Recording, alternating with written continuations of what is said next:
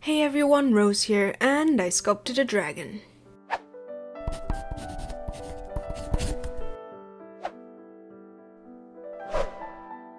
I had a lot of fun sculpting the fox I made last week, so I decided to sculpt something again for this week's video. And I went with a dragon because, as you all know if you've spent any time on my channel, I really love dragons. I won't be explaining much of my process for this one. If you're interested in seeing more of that, check out the fox I made last week. I've been really busy this week, hence why this video is also out on such a weird day, so I don't really have time to record a full voiceover. That being said, before I go, here's a couple of important bits of info. I made this sculpt in a build from the Blender Sculpt Mode Development branch, meaning you'll see me use a couple of tools that aren't available in the main builds. Specifically the Sculpt Mode Vertex colors, which I use to paint the model. There's also a question which has come up a couple of times under some of my sculpting videos, which is how I keep my resolution up and stuff like that if I'm not using dynamic topology. So yeah, if you've been watching any sculpting videos from before 2.83, I think, everyone who is sculpting will recommend using dynamic topology, just because that was the only option at the time. However, in 2.82 or 2.83, I can't be bothered to look it up right now, there was a feature added called voxel remesh. And what essentially that does, it takes the volume of your object and then replaces it all with basic quad topology. It's not good enough to use for retopology or stuff like that, but when you're sculpting it's really helpful. You can use Shift and R to show a grid that shows you how large your voxels, your individual polygons, are going to be. And then when you've decided that, you can press Ctrl R to remesh and bring the whole model up to a higher resolution. Or bring it down.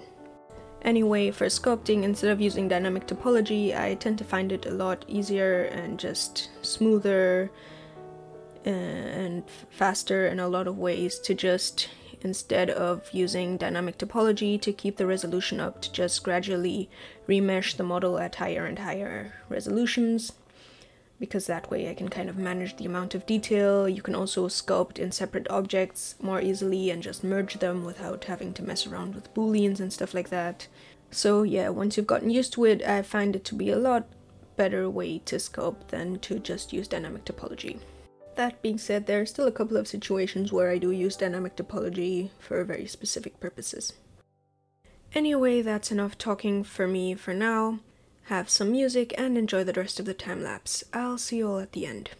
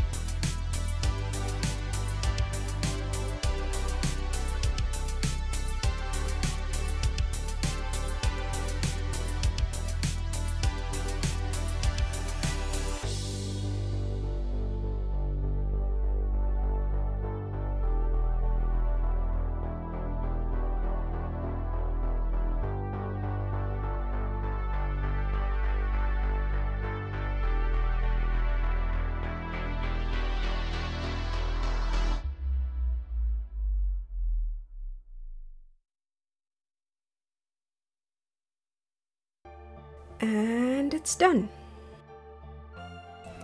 I'm really happy with how it turned out. It turned out super cute, and I had a lot of fun messing around with the sculpting and trying out some stuff. I did struggle here and there with a couple of things like the scales. You'll notice I went back and forth on them a lot and just kind of had to tweak a lot of stuff. But eventually it turned out alright, so I'm quite happy with that. I also had quite a lot of fun with the materials. I don't usually do much with shaders and stuff for most of my sculpts, but for this one I actually took the time to paint several vertex colors for the roughness too, so it turned out quite fun, and it looks like more lifelike and realistic, I guess, than a lot of my other sculpts where I just kind of use one material. But yeah, I hope you guys enjoyed this sculpt too. I hope maybe you learned something from it, even though I didn't really talk much throughout the video. And that's all from me for today.